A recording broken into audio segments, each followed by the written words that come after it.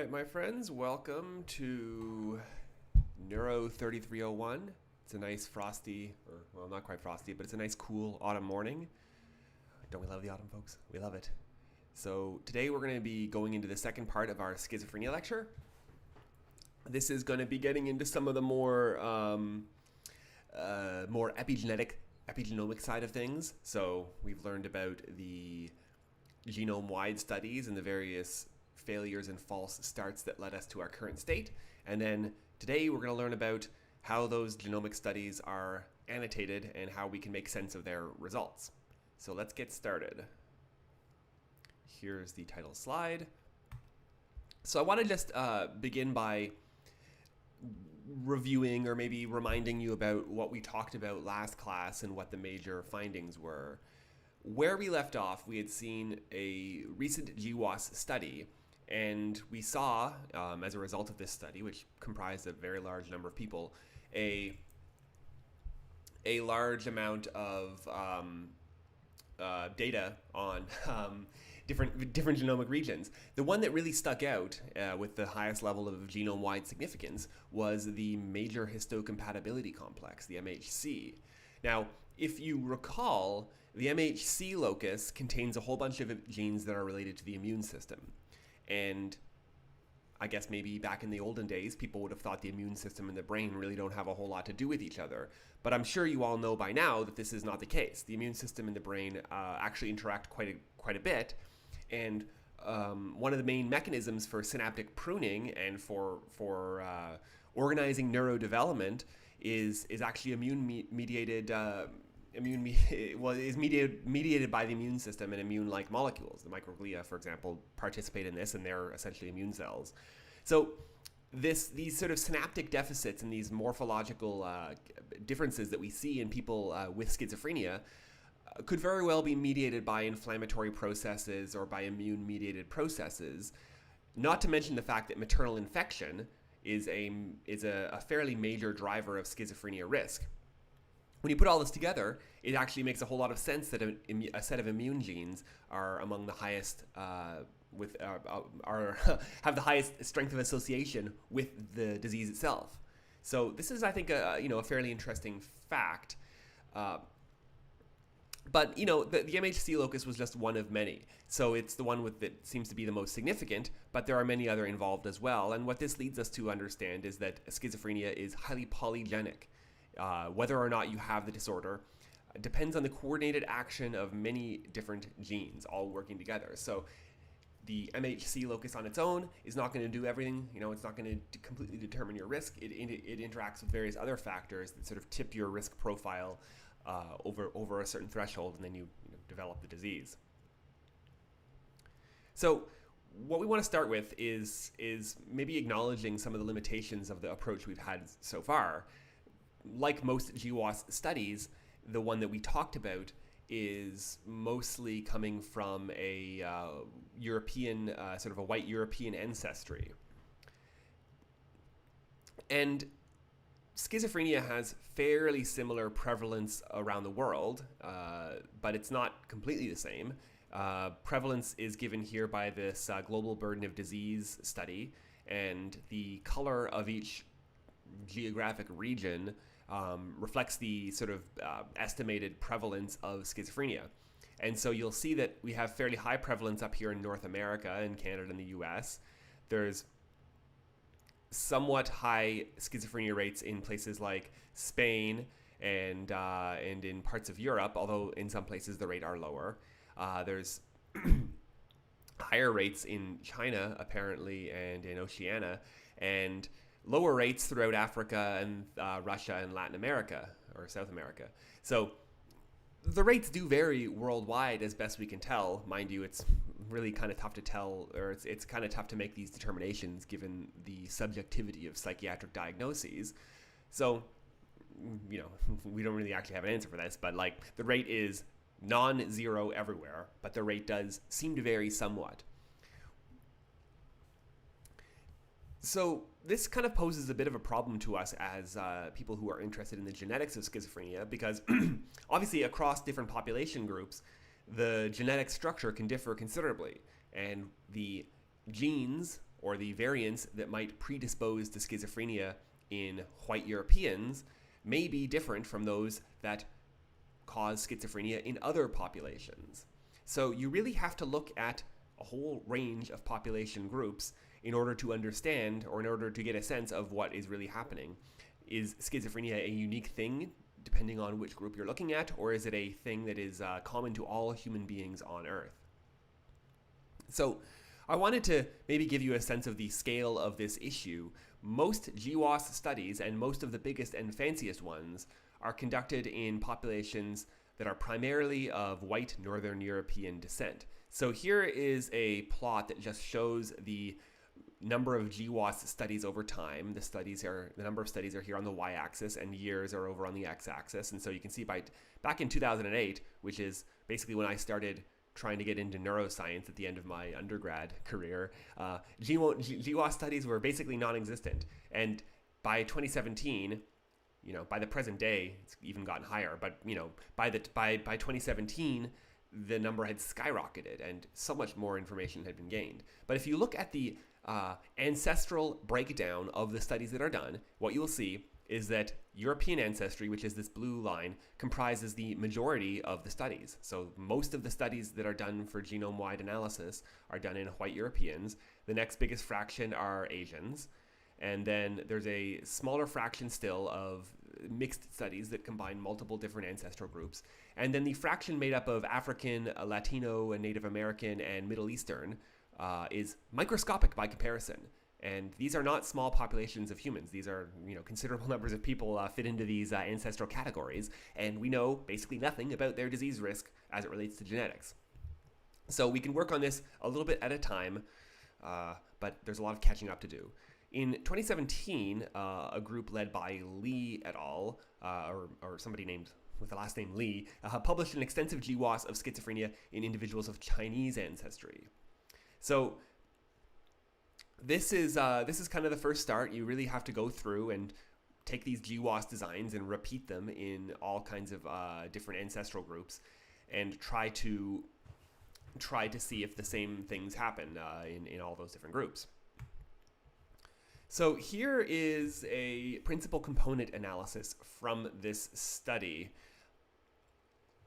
showing population structure in relationship to the HapMap data set. So it's possible to do a PCA on genome-wide SNP genotyping, and on the basis of some fairly complicated statistics and algorithms, you're able to compartmentalize people along different principal components.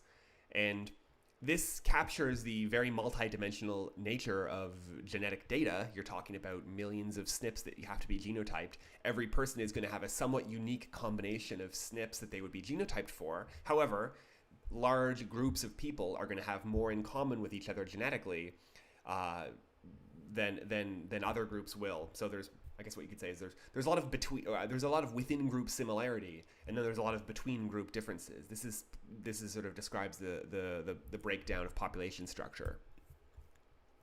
So you can plot all of that out on a principal component analysis, and you can tell the color of each. This is not really a very good looking graph, I should say, but the color and shape of each point indicates data from individuals in certain human populations. I've listed some of them here. So you have people. These are just groups that were studied for the HapMap3 project. So you've got ASW, those are individuals of an African ancestry located in the southwest of the US. You've got CEU, these are people in Utah with a northern and western European ancestry. CHB is Han Chinese in Beijing, and so on and so on and so on. So you can kind of go down the line and see the different groups that are analyzed. And I should say that the amount of genetic diversity in the human population is not really that great compared to certain types of animals, but it's still quite impressive to think of how many different ancestral groupings and haplogroups there really are. Anyway, here we've got they've zoomed us in on a cluster of people showing the cluster of Han Chinese in this HapMap3 data set, and the samples they collected are colored by whether they're cases or controls. So the green points are controls, and the orange points are cases. and the sort of pink points are just background samples that aren't designated as having or not having schizophrenia. And you can see that within this population cluster, the cases and controls cluster together. So there's no difference, at least at this level, between people with or without schizophrenia, which I think you would probably expect. It's, having schizophrenia is not the same level of a genetic difference as being from a different continent or something along those lines. You can make this, or the authors did make this, where they plotted data, a Manhattan plot of the PGC2 dataset plus Chinese. This is the Psychiatric Genomics Consortium, the second meta-analysis of schizophrenia data added to the Chinese data. And so, of course, as with any Manhattan plot, you have the p-value on the y-axis, and you have the chromosomal coordinates on the x-axis. And you'll see here our favorite MHC locus sticking up here on the 6th chromosome. And then if you look at just the Chinese data on its own, you will see that in most cases, the significant clusters of SNPs mirror the ones that we see in the combined data set.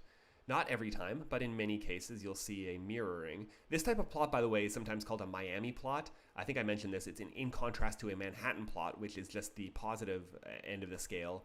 This is like a city, Manhattan plots are named because the points look like a city's skyline. And then a Miami plot is just one where the skyline has like a reflection because, of course, Miami is on the water. So many of these areas overlap, but not all of them. And you'll notice also, just as a point, the scale of p-values is much lower in the Chinese-only sample. This is because the sample size, the n, is lower. If you're taking only a subset of the population and just looking at Chinese people, you're going to have lower p-values, higher p-values compared to combining the PGC2 dataset, which has tens of thousands of people. So the more samples you have, the better your p-values tend to be, or the more significant they tend to be. So that's the reason for that. But anyway, almost all of the SNPs, 95% or so, that were found by the Psychiatric Genomics Consortium replicated to some extent in the Chinese population, meaning that almost every SNP that people found among sort of white European ancestry to be linked to schizophrenia, 95% of those were also linked to schizophrenia in the Chinese population. Now, this doesn't mean that they were always significant in the Chinese population, but at least they showed the same trend, so the same relationship between having the SNP and having the disorder. So I think this is rather promising, right? Because it suggests that yes, the schizophrenia is culturally dependent. Obviously, the diagnostic criteria are going to differ depending on where in the world you are and what your culture is and what your culture considers to be normal or abnormal behavior. But our ability to diagnose it reliably has gotten to a point where if you look at people diagnosed with schizophrenia in, Houston, Texas, and if you looked at them diagnosed in Beijing, China, you're picking out the same condition because genetically speaking, they are very, very similar to one another. The differences they have compared to controls are very similar whether you're looking at, say white Texans or Han Chinese in Beijing. So I think that's actually rather promising. And it shows you that there's a lot to be gained from studying these things along different ancestral lines. Now, I mentioned that schizophrenia is a very polygenic condition, and you can just remind yourself, here's our MHC locus, as I pointed out. But there's lots of other loci as well that have a fairly strong relationship with the disorder. In fact, there's many. And to really understand your risk of the disorder, you can't just look at one place. You have to factor in all of these variants. And so for this, researchers will use something called a polygenic risk score. Polygenic means multiple genes, risk means risk, and score means score. So this is essentially a single number that is an algorithmic combination of your status on a number of different disease-associated variants. It adds up your genetic status for a whole bunch of SNPs that are linked to the disease, and tries to calculate your overall risk based on the combined total of these SNPs. So if you think about it, some variants are comparatively rare, but if you happen to have them, they massively increase your risk of a disease.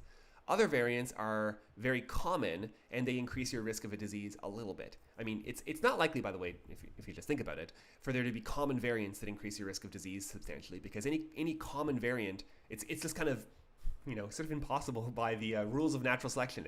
If a variant exists in the population that makes you worse off, that hurts you in some kind of way, it will naturally tend to be disfavored by natural selection. Those people will not tend to pass their genes on as much, and the frequency of that allele in the population will go down.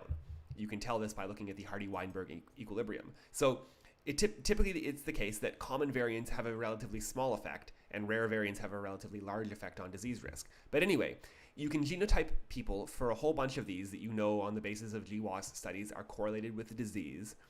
And then you basically just kind of add them all up. You add together the rare variants and the common variants. You even add in the ones that actually make you have a lower risk, because there are some SNPs that correlate inversely with your diagnosis. Some SNPs, there are alleles where there's a better version and a worse version. So you add all of these together, and you will be able to, you sort of put them together, and then you'll get a polygenic risk score that gives some clue into your odds of getting this diagnosis. And then if you're a genetic counselor or if you're a clinician or something along those lines, you can combine this score with the lifestyle factors that might contribute to disease onset and give somebody a reasonably accurate estimate of how likely they are to develop a given condition. If you've ever used 23andMe or one of those homemade genetics websites, the data they give you on risk of this or that, or you're this much percent more likely to have to have a nasally voice or something like that. Those are all basically versions of polygenic risk scores applied to different aspects of phenotype. So these are algorithmically generated scores that describe an individual's risk of a disease. Now, the risk is always relative to the control population that you started with. So if you're taking like the PGC data set, for example, which is mostly white Europeans, and in fact most GWAS studies are white Europeans, you're using them as the control group and comparing cases versus controls in that framework. Now, if it happens to be the case that the genetics of a given disease differ across different population groups or different ancestral groupings, then a polygenic risk score is not going to work as well. There are a lot of different ways that this could happen, but the populations can differ in the risk alleles that actually contribute to the disease. They can also differ in terms of their overall genetic architecture and heritability. For example, two variants that are in LD or linkage disequilibrium in Europeans may not be in Asians. The linkage disequilibrium structure, which I think I've started to kind of talk to you about, is basically just the structure of how common variants travel together on the same haplotype block.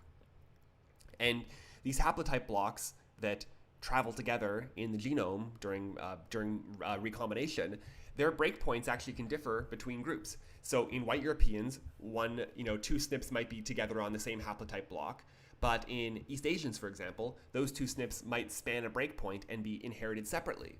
If this is the case, there needs to be a lot of extra consideration in terms of analyzing your GWAS studies, because many times GWAS studies use marker genes to tell what haplotype you're looking at and to impute the genetic status of the other SNPs on that haplotype. So we'll get into that a little bit more as we go forward, but just suffice it to say that linkage structure and haplotype structure differs across racial and ethnic groupings. So because that's an important part of a GWAS analysis, you need to keep that in mind.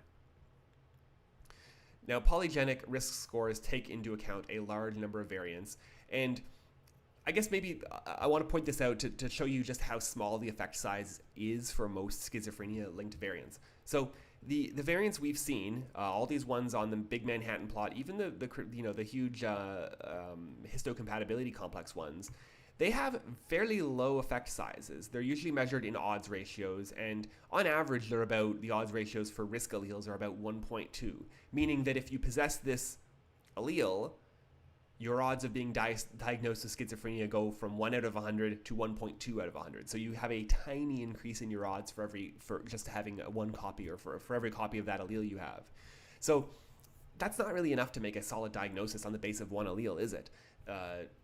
It's not useful to me, at least, to think that I have a 0.2% chance of getting a diagnosis when the base rate is 1 out of 100. But if you combine them all together, you can gain strength from having data on all of them together. You can have one bad allele and one good allele, and they kind of cancel each other out, or you could have two bad alleles in two different places of the genome, and they add together and then increase your risk more and more. So these scores can be quite powerful in certain cases. We've seen studies out of the UK, for example, looking at the UK Biobank, finding that polygenic risk scores for heart disease can actually detect a small subset of the population, about 8% of people, who are, by virtue of their genetics, 3 times more likely to have a heart attack than the average population. And given that heart attacks are fairly common to begin with, finding people, 8% of the population, who are 3 times more likely to have a heart attack, that is a valuable therapeutic tool, because now you can take those people aside if you have their genetic data, and you can take them aside and say, look, you really have to pay attention to this. You can't just, you really have to, whatever it is, analyze your risk factors, quit smoking, lay off the booze, or, whatever risk factors you can address. It's very valuable to know who to target.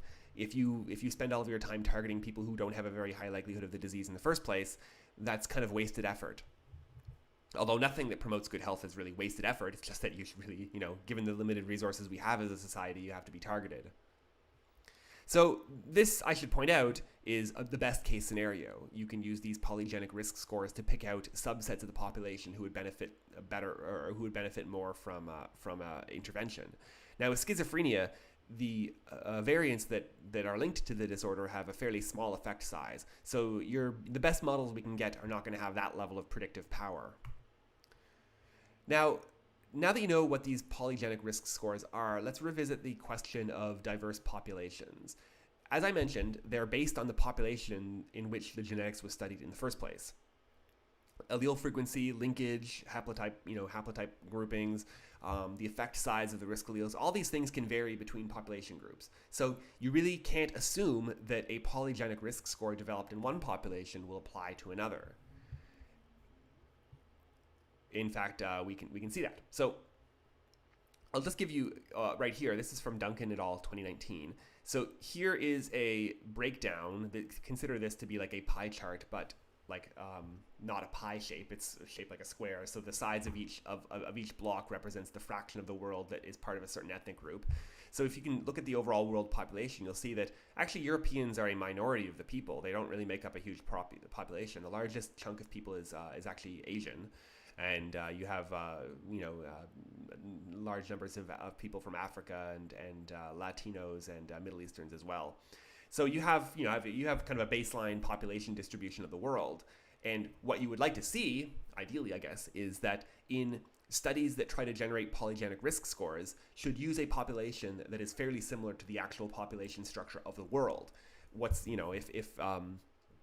If European folks make up whatever, say 20% of the world's population, ideally you would see them represent 20% of the population studied for genome-wide studies. This is not the case, however. Europeans are massively overrepresented, about 460% more representation in GWAS studies than you would expect on the basis of their population rate. Asians, of course, are underrepresented, but they're doing a little bit better than the other groups. Africans and Latinos and Middle Easterns are strongly underrepresented, and Oceanic or Pacific Island people not represented at all. So there are people on this earth who have every reason to be concerned about diseases for which we have no help for them genetically. We have essentially no clue about what's happening with their genetics and their risk of disease, which is bad for them, obviously, but it's also kind of bad for us because we're missing out on a lot of genetic information. If you discover, for example, the genetics of schizophrenia are the same for every single human being on Earth, or roughly the same, that tells you something very important about the evolution of this condition, because it means that it must be something that has been with us for a long time, long before humans ever really split up and entered different, became geographically separated as they left Africa.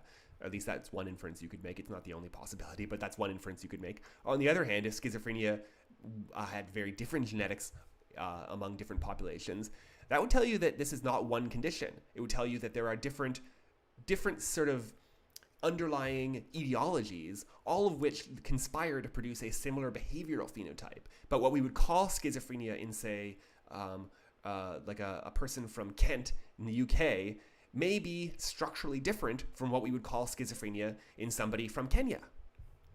So this is actually pretty important information from a number of different perspectives. This is the effort of science, I guess, is we're trying to understand ourselves, and we're trying to understand our place in the world. And the knowledge we gain, I think, is the birthright of every human being. So there's really no, it's difficult to justify, at least on an ethical ground, why we would favor one set of populations so much more. Although it's very easy to understand on a practical ground. All of the best labs and universities are located in the Western world or Asia, and naturally they're going to work with the people they have available to them. So practically, it's very easy to understand why it's happening. But I think, on a bigger picture, we'd really want to try to improve that as time goes on. Anyway, so here we have a forest plot showing the efficacy of polygenic risk scores at predicting disease in different population groups. So let me just walk you through this plot here. In a forest plot, you're essentially comparing the effect of you're comparing the predictive power of this method relative to how well it predicts people or how well it predicts phenotype in the control population. So in all these cases, these were polygenic risk scores developed in white Europeans. And so if a point here is exactly at 100, it means that measure performs equally as well in, let's say, African ancestry as it does in white European ancestry. If it's below 100%, if it's to the left on the x-axis, that means it performs worse. If it's at 50%, it means it performs half as well. If it's above 100%, it means it actually performs better in the target group than it does in the original population. So let's just go through and take a look here, and we don't need to, obviously, not asking you to memorize any of this or whatever, but just kind of get a sense of things. So if we look at how well polygenic risk scores predict different things in Latinos/Hispanic Americans, you'll see that in some cases, the white-derived polygenic risk score actually does better. In many cases, it does about the same, and in certain cases, it does worse for things like myocardial infarction. Now, it bears mentioning that the Latino/Hispanic Americans are genetically more similar to white Europeans just due to the nature of colonialism and how this continent was populated. So let's keep that in mind when we realize that. East Asians, you tend to see a mixed bag where some measures are better and other measures are worse. But what really I think stands out is that in individuals of African ancestry, almost all of the measures perform much worse than they do in the white populations from which they were derived. And this is quite relevant because we already know that there are sizable differences, speaking only of people of African ancestry living here on this continent.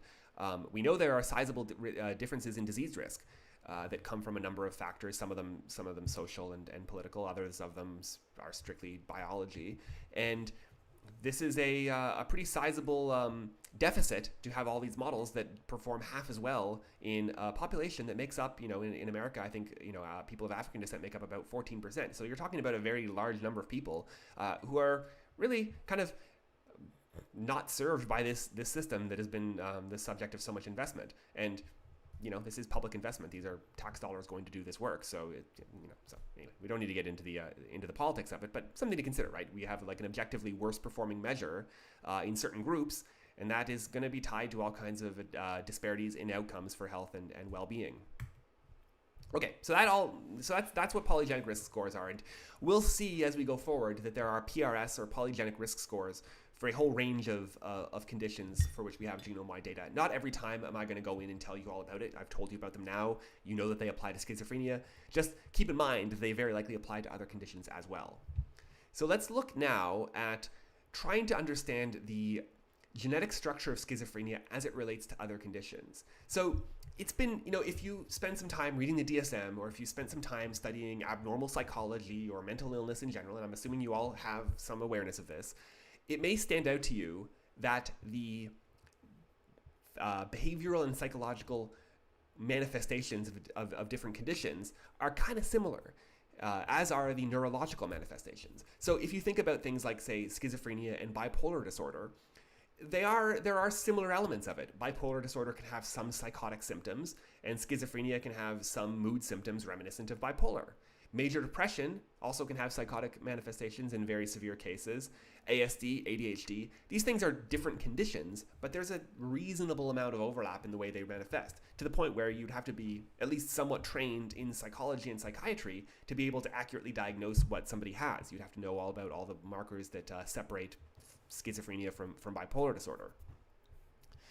And this has kind of led people to think that, well, maybe something similar is going on in the brain, or maybe even deeper at the level of genetics. it could be the case that some of the genes that are linked or that predispose you to schizophrenia also predispose you to bipolar disorder.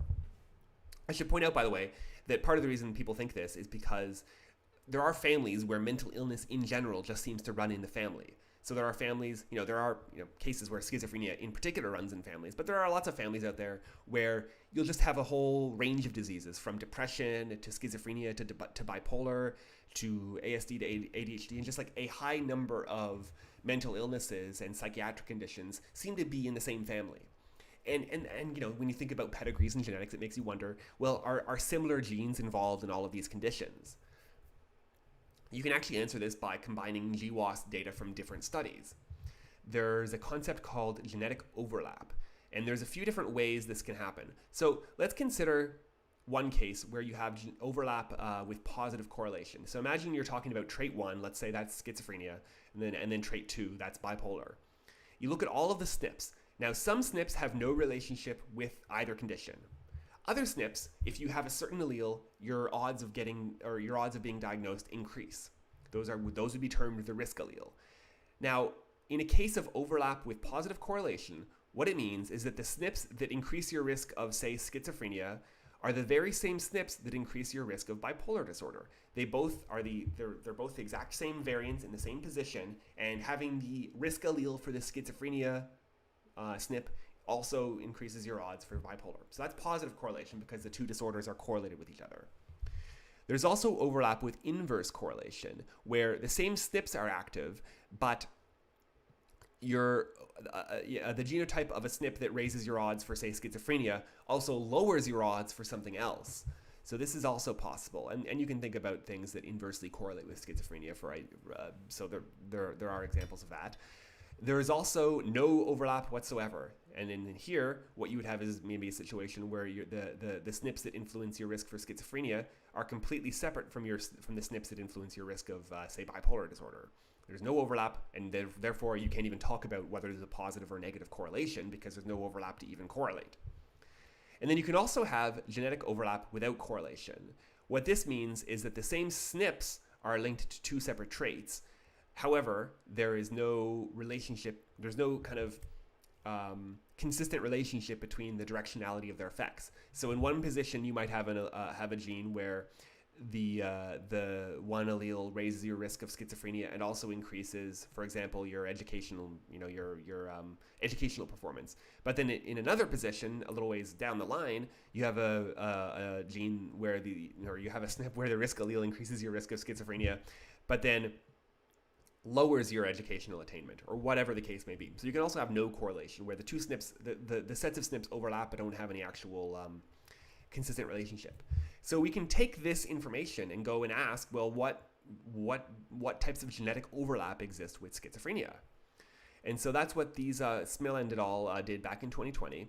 And so they created a bunch of Venn diagrams that I'm going to walk you through. So here, this is a Venn diagram showing the overlap between the genes for schizophrenia and the genes for bipolar disorder.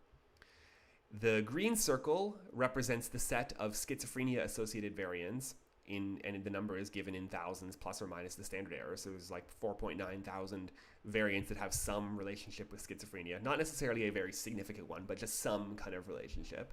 And then in the bipolar category, there are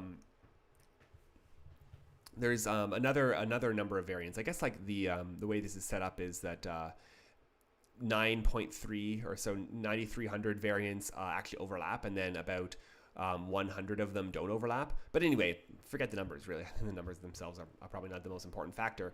What it's showing is that the variants that are linked to schizophrenia and the variants that are linked to bipolar disorder overlap to a huge extent. There's this whole green, half moon or crescent moon shaped area that are variants that are unique to schizophrenia. And there's this tiny little sliver of variants that are unique to bipolar disorder. But the variants that are linked to bipolar disorder, the vast majority of them are actually the very same variants that are linked to schizophrenia. And then we can ask, okay, so we know about the overlap. We've learned what that is. It just means the same SNPs are involved in the same traits. And now we can ask about the correlation. The correlation here is given as 0.7. Now, if you recall from your stats classes, correlation coefficients can go from -1 all the way to 1. A correlation of 1 is the strongest possible correlation. in a positive direction, and a correlation of -1 is a strong negative correlation. And so a correlation coefficient of 0.7 is a very strong positive correlation. It means that the same variants influence schizophrenia and bipolar disorder. So it points to the idea that maybe these two conditions are quite similar. Maybe if you have everything in this blue circle, you could kind of go either way, and then whatever is added in by your status on this green semi half moon, or not semi half moon, this green crescent moon thing, that describes your risk over and above of getting into schizophrenia. So we can kind of look at this same concept with a bunch of other conditions. Schizophrenia and major depression also have sizable amounts of overlap. The Venn diagram is quite overlapping there, although not to the same extent. And the genetic correlation is 0.32, which is not nearly as powerful as the last one, but it's still significant. Schizophrenia and ASD, substantial overlap. Weaker correlation still, but still a lot of overlap. Schizophrenia and ADHD, considerable overlap, but a weaker correlation. Now you're kind of getting into the idea that your odds of schizophrenia, or like the allele state or the genetics that predispose you to schizophrenia are overlapping. The same SNPs are being affected, but the directionality is quite different, or is different in most cases. Schizophrenia and educational attainment have almost a perfect overlap. However, the correlation is very close to zero. What this means is that the genes that regulate educational attainment, whatever those might be, they're probably brain related in some sense, are the very same genes or the very same variants that overlap or that regulate your risk of schizophrenia. However, the two have no relationship to each other. And then finally, schizophrenia and height have very little overlap by comparison, and really essentially no genetic correlation. And that's just put in here as kind of a control, because like everything up in the first 5 positions, those are all kind of brain related. Educational attainment would be, it's a bit controversial, but it is basically a brain related thing if you look at the genes that are involved. So these are all things that have to do with either the brain's development or the brain's function, and variants there naturally are going to influence brain function in a couple of different ways. Maybe one set of variants gives you schizophrenia, another set of variants gives you depression or ASD or something along those lines. But the variants that are being, it's not surprising, I guess, at some level, that all of these different brain conditions all involve the same sets of genes. It would be very surprising if the genes for height and schizophrenia overlapped, because those two have nothing to do with each other. Height is the variants that are linked to height are mostly things that have to do with somatic growth, muscles and bones and that kind of thing. So it would be very unusual to see that there's a relationship between the genetics of schizophrenia and the genetics of height. Although it's, you never know what you're going to find. But it's sort of just put there as a sanity check. You would be really surprised if you were always found significant overlaps. Let's go to the chat window briefly. So Ali asks, how can a gene compared between two diseases have the same genetic variant but no relationship to each other? Yes. So what I was saying is that variants come in, typically a SNP comes in 2 different alleles, right? You have like the A allele or the T allele. And then for every allele, you can assign an odds ratio. So for example, if the A allele is the risk allele for schizophrenia, the odds ratio might be 1.2, meaning that for every copy of the A allele you have, your odds of being diagnosed with schizophrenia increase by 20% compared to the baseline, right? So there's a quantitative relationship there between allele copies and your risk of a disease. So imagine you've got an allele like the A allele where the odds ratio for schizophrenia is 1.2. Now imagine at the same allele, it's linked to educational attainment, but the odds are the reverse. So for every copy of the A allele, your educational attainment actually goes down. That would be described as a negative correlation, because the two things have an opposite relationship. If it was the same, if for every copy of the A allele, your risk of schizophrenia went up and your educational attainment also went up at the same way, that would be a positive correlation. So when you iterate that over multiple SNPs, and you're talking about hundreds of different SNPs, you can kind of say like, okay, so all of the SNPs for schizophrenia, if they raise your odds of schizophrenia, they also raise your odds of say, educational attainment. They all kind of point in the same direction. If half of them point one way and half of them point the other, the net effect is no relationship at all. And that's what we're talking about with the case of educational attainment. So it's a lot of the same SNPs that influence schizophrenia, And all the ones that increase your schizophrenia, about half of them increase your educational attainment, and about half of them decrease your educational attainment. So in the net, it's a kind of a washout, and there's no net relationship. Does that make sense?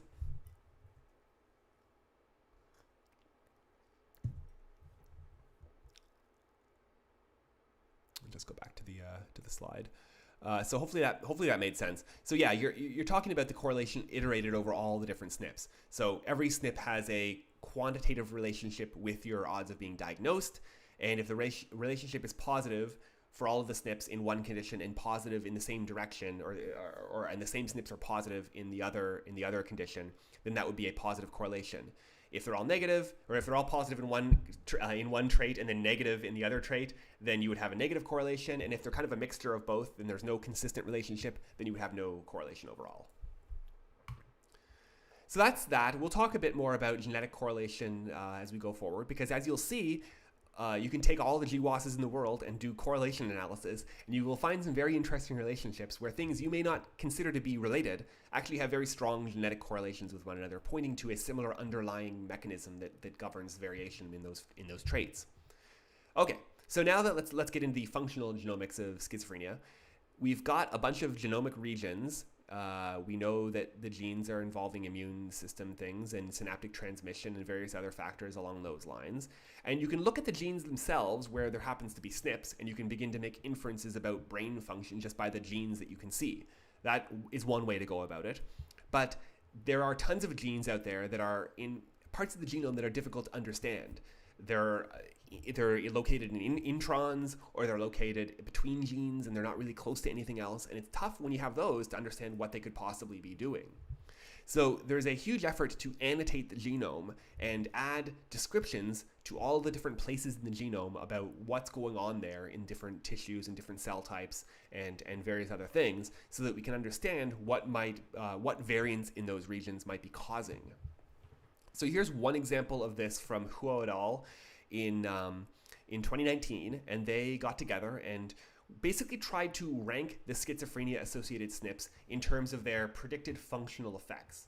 So, like anything in genetics, you can kind of get a sense, if you take all of the information you have, you can get a sense of how likely a given variant is to impact function. So you can take things like conservation, for example. As you would have learned from the first assignment, you can actually just look for any given part of the genome. You can look at the conservation value and see how conserved that area is, how well it's preserved across different mammals and other kinds of species. Mutations in conserved areas tend to be more deleterious. It's worse to have a mutation in a conserved area, basically because, at some level, nature knows what it's doing, and if nature is keeping an area conserved, it means it doesn't favor mutations there. It means that mutations there tend to be harmful. That's the definition of conservation. Anybody who gets a mutation there doesn't, dies out or doesn't reproduce. So the variants don't tend to survive. Mutations in regulatory regions also factor in, as well as the sense, the directionality of the gene, and so on and so forth. So there are a lot of different factors you can take into account when you're looking into different SNPs and trying to figure out what are the SNPs that are probably having the biggest effect on actual biology or on the actual cellular function. So the authors took all of the schizophrenia SNPs and scanned the genomic regions that flank the SNP. So you can take a SNP that's, let's say a SNP is a single point, it's a single nucleotide, and you can grab genomic regions that flank it by, say, 100 base pairs on either side, and then you'll have the sequence context of the SNP. You can take those and look for transcription factor binding site motifs. Go back to lecture 2, I believe, for a reminder of what that means. Those are places where transcription factors or other DNA binding proteins bind to the DNA. And they are an especially bad place to have a mutation, because transcription factors and other DNA binding proteins regulate gene expression. And so if these things can't bind because where they want to bind to is mutated, then they're not able to regulate transcription and gene expression the same way, and that can cause all kinds of problems. A tiny little difference, or a tiny little change, can make a huge difference in gene expression if it's in the wrong place. So if you look at the number of SNPs that were linked, the number of DNA binding proteins and transcription factors that were linked to SNPs, you'll see that the top two hits are Pol2RA and CTCF. Now, Pol2RA is just the RNA polymerase molecule, and that's not maybe too special. But CTCF is kind of interesting. What is CTCF, you might ask? Well, CTCF is a pretty interesting protein that exists in the context of the genome and in the nucleus. It's a transcriptional repressor, so it is technically a transcription factor, but it doesn't promote transcription, it actually blocks transcription. And it binds to the CCCTC motif. So anywhere in the genome where you have 3 C's followed by a T followed by a C is where CTCF likes to bind. And it acts to repress transcription. But more importantly, I think, it regulates the 3-dimensional structure of the genome. Now, if you recall, I've kind of made a point about saying the DNA in your cell, the chromatin, has a 3-dimensional organization that's very important for regulating gene expression and the overall function of your DNA. Genes that are packed away inside of heterochromatin are not likely to be expressed, whereas genes that are flopping around and accessible to enzymes, those are likely to be expressed. And by controlling the packing of the DNA in its 3-dimensional structure, cells are able to sort of epigenetically regulate gene expression. And the proteins that help do this are, of course, the histones, but there are also other proteins that sort of tie DNA together in loops and help organize its structure, and CTCF is one of those. The way it works is this. So you have, here, imagine a strand of DNA and the cell wants to form a loop here. First, well, I guess, without getting into the technical details, essentially what happens is CTCF binds to either end of where this loop is going to form and recruits factors like cohesin, which can polymerize and form a fixed loop around DNA, as well as RNA polymerase to form these kind of hairpin loops.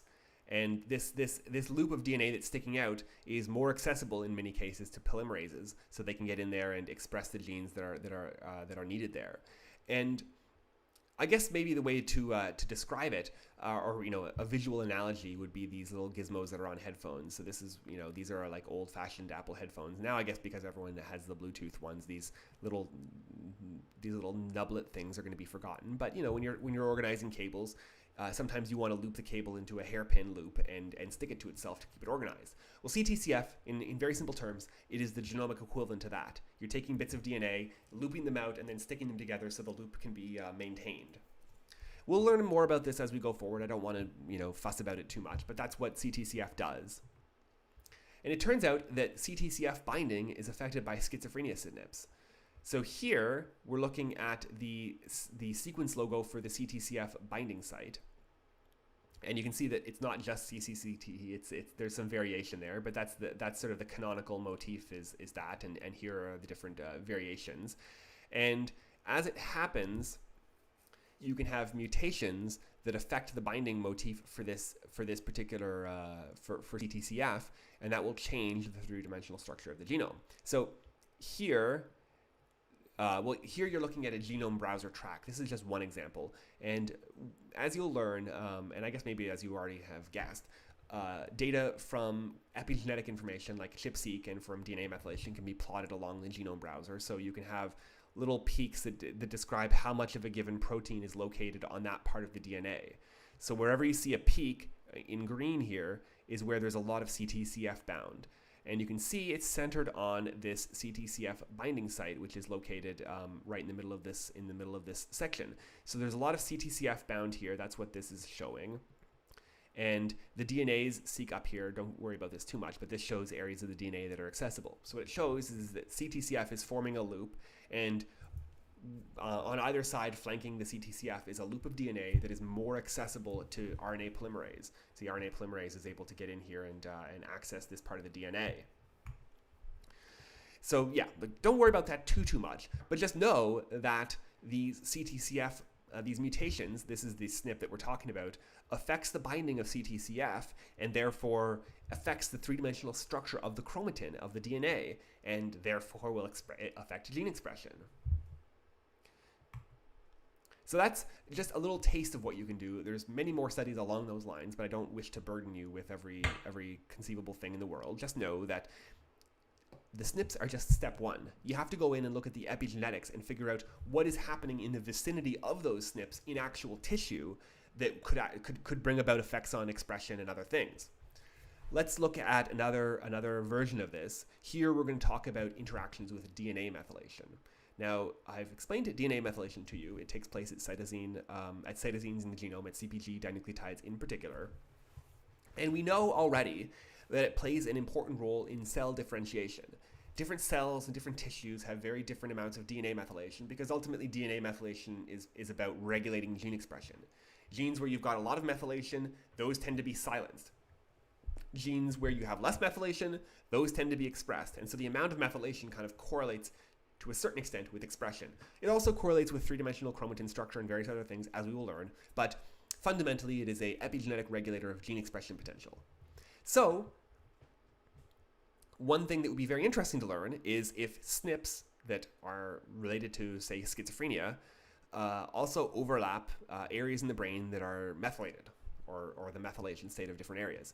So in 2019, Rizzardi and company, working out of Andrew Feinberg's lab, used sorting to separate neurons and non-neurons, mostly glia, from a variety of human brain regions. I'll tell you about facts later. I'm trying to save that for the Alzheimer's lecture, so don't worry too much about this. But essentially, it's a flow cytometry-based technology that allows you to sort out the neurons and the non-neurons. And as I think I've mentioned, cellular heterogeneity is quite an important consideration when you're doing these studies because neurons and glia are epigenetically very different. They express very different genes, they do different things, and most importantly, different people can have different amounts. So in one chunk of brain, somebody might have more neurons than glia. A different person in the same brain region might have more glia than neurons. And if you didn't know how many of each type of cell they had, it would be very tough to tell what was going on because you would look at their DNA or their expression and their epigenetics and whatnot, and changes might cancel each other out. Think about I guess the best place to have this explained to you if you're not following would be the genetics of neuroanatomy lecture where I explain single cell methods. You have to understand what's going on at the level of individual cell types if you really want to get the goods. So anyway, they used FACS to sort out the neurons and the non-neurons. And now that's not even really sorting them into subtypes, but that's probably good enough. They looked at Brodmann's area 24, the anterior cingulate gyrus, Brodmann's area 9, the prefrontal cortex, the hippocampus, and the nucleus accumbens, all areas that I'm sure you're familiar with. They used whole genome bisulfite sequencing to look at DNA methylation in neurons and glia from these 4 regions. So these, by the way, these are the regions given here, areas 24 and 9.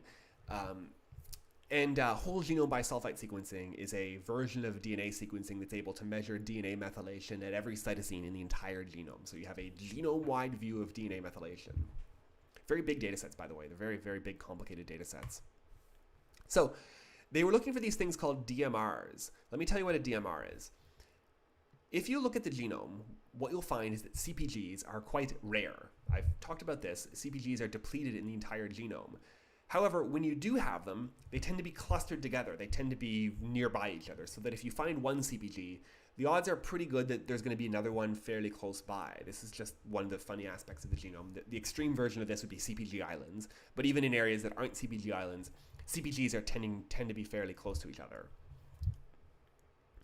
The enzymes that mediate DNA methylation, the de novo methyltransferases, DNMT3A and 3B, tend to operate on multiple consecutive CpGs at the same time.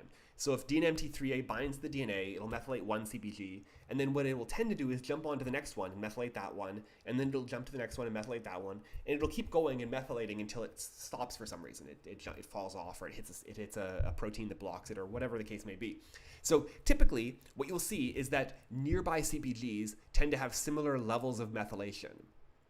These and so if you're taking these and comparing them between 2 different groups, say 2 different cell types or cases versus controls or whatever, you can just subtract the methylation from one group from another, and the difference gives you what's called a DMR, or a differentially methylated region. So here's a schematic of this. Imagine each of these points is a CpG site, and the y-axis gives you your methylation value, and your x-axis gives you your position along the genome. Let's say the blue sample is your control, and the orange sample is your case.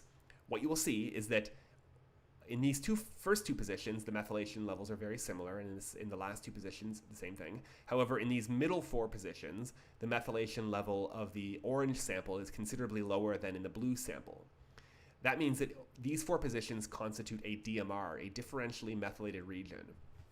And we do this because DMRs are blocks of the genome that you can separate out and you can analyze using Genome Browser and similar kinds of tools. You actually might be doing some work with these in the third assignment once I make it, so we'll see. But anyway, they don't have a formal definition, but they're basically just blocks of a certain size where the methylation level is different consistently across all of the CPGs in that region. Now, let's look at the principal component analysis of genome-wide DNA methylation from Rizzardi et al.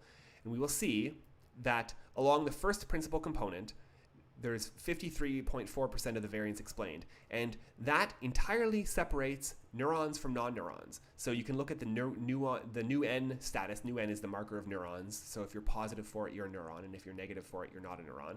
All the NEUN negative cells are clustered together here. These are all the glia. All the NEUN positive cells, the neurons, are clustered over here on the other side. And they vary along the first principal component, which explains most of the variation. The second principal component only explains about 10 or 11% of the variation, but it separates the different brain regions very nicely. So all of the cortical regions are up here, the Brodmann's area 24 and 9, as well as the hippocampus, which the hippocampus is not technically the cortex, but it is still part of the sort of the forebrain, and it's sort of a precursor to the cortex, evolutionarily speaking. And the nucleus accumbens, which is subcortical, part of the basal ganglia, technically, or the striatum, is located all the way over here. So epigenetic status, which is what this is measuring, differs between neurons in different brain regions. You can find DMRs in schizophrenia-related genes, and you can see that these DMRs specify differences in methylation between the brain regions. So let's look at DARP32. This is a gene that's involved in dopamine signaling in the striatum, and it has much higher levels of methylation in the cortical neurons. You can see those are the kind of blue colored lines up here, and the methylation is given on the y-axis. It has higher level methylation there, and lower methylation in neurons from the nucleus accumbens. These pink rectangles are giving you your DMRs. So anywhere where there's a pink rectangle, that is a differentially methylated region. And the structure of the gene is given here. This is just a sort of a genome browser diagram. So DARP32 has been implicated in schizophrenia, and now we know that this particular gene has lower levels of methylation in the nucleus accumbens. And here is just a heat map of methylation levels of all the different DMRs. And what you'll see, roughly, is the methylation is given by the color scale. So red means 100% methylated, and blue means 0% methylated. You'll see that all of the cortical regions, hippocampus, Brodmann's area 24 and 9, they all kind of cluster together, and they all have fairly similar methylation levels across the board. But the nucleus accumbens has very different methylation levels, meaning that it is a epigenetically distinct part of the brain. Now, of course, the nucleus accumbens is also very involved in dopaminergic signaling. So in a way, you're looking at the epigenetic difference between neurons that are in the striatum and involved in dopamine, and neurons that are in the cortex and not particularly involved in dopamine. And dopamine, if you haven't heard, is pretty involved in schizophrenia. So we can take these DMRs that just talk about anatomical, epigenetic differences between anatomically defined regions of the brain, and then we can ask, do these DMRs tell us anything special about the genetic structure of schizophrenia or other such diseases? I oiled my chair so it doesn't squeak as much on the microphone anymore. That I can rock back comfortably and not worry about disturbing everybody. Anyway, so this anatomical separation of epigenetic states, does it have anything to do with the genetic basis of disease? So the authors use a method called linkage disequilibrium score regression, or LDSC, which don't even worry about what that means. It's kind of complicated, but what it's essentially asking is there overlap, or is there a significant amount of overlap between these DMRs we found and the SNPs that are associated with schizophrenia? This is kind of an interesting question, because we know that schizophrenia has something to do with dopaminergic function, right? That's why antipsychotics are dopamine receptor blockers, and this is why overloading your dopamine levels with L-Dopa or with cocaine or something like that can cause psychosis-like symptoms. So there's something going on with dopamine. You'd certainly hear more about this in your other classes. And we now have epigenetic markers that are specific to dopaminergic, not dopaminergic, but neurons that are recipients of dopaminergic signaling from the midbrain, the nucleus accumbens. So the question is there an overlap there between the methylation signals on these dopamine system neurons and the SNPs that cause or link or that are associated with schizophrenia. And essentially what the authors found is that there is. This is what this is showing here. There is significant enrichment. The baseline is this dotted line in the DMRs that are associated between or that are different between the different brain regions. So what it kind of looked like in practice, I guess, is you've got your DMRs here, and there are schizophrenia associated SNPs that there's more of them inside of the DMRs than you would expect by chance, in essence. So there is an overlap between this epigenetic difference, this epigenetic signal, and the SNPs that are linked to schizophrenia, to put it simply. So epigenetics and genetics interact as it happens. Most of the variation in DNA methylation is just given by cell type. Neurons and glia are very, very different epigenetically, and it's mostly just because they're two separate kinds of cells and therefore need to express different kinds of genes. But there is reason to believe that the two things that epigenetic state is also influenced to a certain extent by genetics. We see this here. The DMRs that we have identified between brain regions overlap schizophrenia-linked SNPs, and that would suggest that maybe the two things somehow interact with each other. But we can also test that more formally by looking for MQTLs. MQTLs can form a bridge between disease-associated variants, which you have in every cell of your body. Of course, your DNA is the same in every single cell, and the tissue-specific effects that we think those variants have. You know, suppose you have genes that are linked to schizophrenia. Suppose you have a genotype that predisposes you to schizophrenia. That DNA is in your muscles, it's in your blood, it's in your tongue and your eyeball, and basically it's everywhere. And yet, almost every part of your body is exactly the same as it would be otherwise. Only your brain is different. And so those SNPs, despite being in DNA that's located in every cell, must really have some way of only affecting the brain's development. That means you have to look, if you ever want to know what those SNPs are doing, you have to look at the target organ. You have to look at the brain. And so if the theory is that the SNPs can influence DNA methylation, you have to look at the relationship between genotype and methylation in brain tissue. This can and by the way, if there is a relationship, that can explain how a gene that's located, or a variant that's located in every cell, can have an effect just in one tissue type. So in 2015, Eilish Hannon and company were looking for MQTLs in developing human brain tissue. I already mentioned this study in one of the earlier lectures, that one with the iceberg thing in it. So we're going to kind of revisit this a little bit here in its more specific context.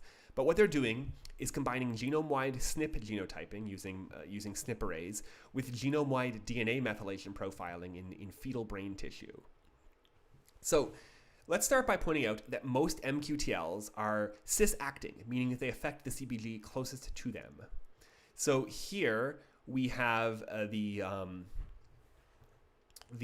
distance between a given CpG and the SNP that it's linked to, and the amount of or the effect size of that SNP on methylation. So SNPs that are located right next to the CpG have a huge effect, or have a very strong effect on methylation, up to 40%. As you move further away, the effect of the SNP tends to go down, so that SNPs that are 500 or half a megabase, or 500,000 base pairs away from the CpG, tend to have maybe a 5% effect on methylation, whereas SNPs that are very close to it might tend to have 20, 30, or 40% effect on methylation. So the closer you are, the bigger the effect tends to be. This is a common theme in genetics. So if you look at where these actual MQTLs are located in the brain, you'll find that there's a significant overlap between the genetic variants that are linked to schizophrenia that we've looked about. Think about those Manhattan plots, all those variants. There's a significant overlap of those variants and MQTLs that are identified in the fetal brain by Hannon et al. So here's an example of one of these in practice. Here is a sort of a genome browser view of this location on chromosome 10. Along this plot, you have a line indicating everywhere that a CpG was studied by this 450K array. This is a microarray that measures DNA methylation. So every red line is a CpG that we have data for. Every blue line is a SNP that exists. These are like characterized ref SNPs that have a certain allele frequency. The schizophrenia-associated SNP that has a significant association with schizophrenia is given right here. This is the SNP ID for that SNP. And then all of the genes in this neighborhood are given up here. And what the authors find, basically, is that all of the SNPs here, all the ones with these black lines, have a significant relationship with methylation levels at this particular CBG. So all of these SNPs together combine them, or control the methylation state. They're probably all in the same haplotype, so they probably all control it just by that. But anyway, they all have an effect on the methylation there. And then it happens to be the case that one of those SNPs that has this effect on methylation is a schizophrenia risk SNP. And this basic relationship is seen many, many times in the genome, where there's many, many cases you have a SNP that's linked to schizophrenia affecting DNA methylation levels in the brain. And because we know DNA methylation impacts chromatin structure as well as impacts gene expression, you now have a link between SNPs in very mysterious places and the expression of nearby genes mediated through epigenetics. Do you see what I'm saying? It's pretty cool. So in summary, and we're going to leave it, I guess we're basically going to leave it there, which is actually nice. We might actually finish early for once. Schizophrenia is a very complicated polygenic disorder. It's not caused by a single gene, and I hope I've shown you that, even though I've focused on I focused on a select handful of genes just to show you a model. But what you could do if you were very curious is go through and take the level of effort I've given to the MHC gene and go through and do that for every other gene, and that type of information is available if you're curious. So there's a lot to learn about. But it's not caused by any single gene, and to a limited extent, or to a certain extent, the causal genes may differ somewhat between populations. Although I think in the case of schizophrenia, it's more common, or there's more in common between different people on this earth than there are for other things. And also, most genes, or many of the genes that are linked to schizophrenia, also seem to be associated with other serious mental illnesses. So you're almost getting into a perspective on the basis of genetics that there's kind of a deeper etiology linking a lot of these severe mental illnesses, where genes can affect the brain, how it develops or how it functions, and the net effect on phenotype and on behavior can come out a couple of different ways depending on other factors that might be environmental, or they might be epigenetic, or they might be something else. This kind of unites, in a sense, it kind of gives the possibility of uniting a whole bunch of DSM conditions into one super condition, and perhaps explaining why it is that mental illnesses tend to run in families, even though it's not always the same illness that comes up. It's not always schizophrenia. Sometimes it's schizophrenia, sometimes it's bipolar, etc. So I think that's worth considering. This is a type of information that would be very difficult to discern only on the basis of classic psychology or any other kind of neuroscience experiments. It really is something that you can learn quantitatively by looking at the genomics. So it's a pretty major discovery, I think, that we're making here. Even though, to be fair, I mean, you could read psych textbooks from the 50s and people will point out how similar a lot of these conditions happen to be. But now we're getting evidence from genetics that they're actually probably more similar than we might have even guessed. Schizophrenia, in general, if you wanted to summarize this condition in a nutshell, regulates or affects genes that regulate neural development and synaptic function. Because ultimately, you do have to explain the neurological phenotype. If you look at the brain of somebody who has schizophrenia, you will see a number of issues with their synapses and with their dendrites and with their ventricle sizes and their gray matter thickness and all this other kind of stuff. And so ultimately, whatever genes you think are causing schizophrenia, they have to affect that at some level.